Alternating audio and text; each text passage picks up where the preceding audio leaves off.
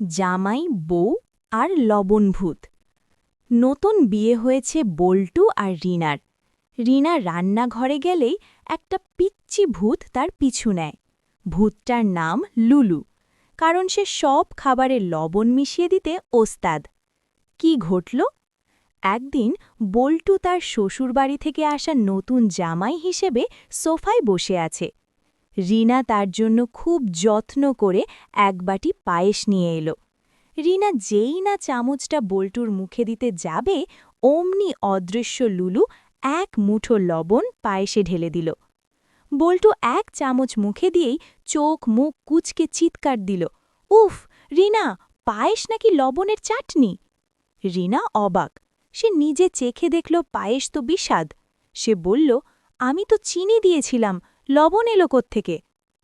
পরদিন রিনা বুদ্ধি করে রান্নাঘরের কোণায় এক বাটি লবণ আর এক বাটি চিনি আলাদা করে রাখল। একটু পরেই দেখল বাতাসের মধ্যে একটা পিচ্চি ছায়া লবণের বাটি নিয়ে লোফালোফি করছে।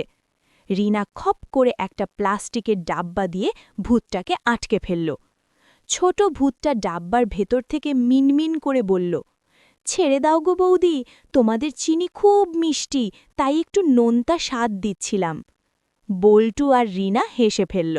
বল্টু বলল, ঠিক আছে, তোমাকে ছাড়া পাবো এক শর্তে, আজ থেকে রান্নাঘরে তুমি আমাদের সাহায্য করবে। সেই থেকে লুলু আর দুষ্টুমি করে না।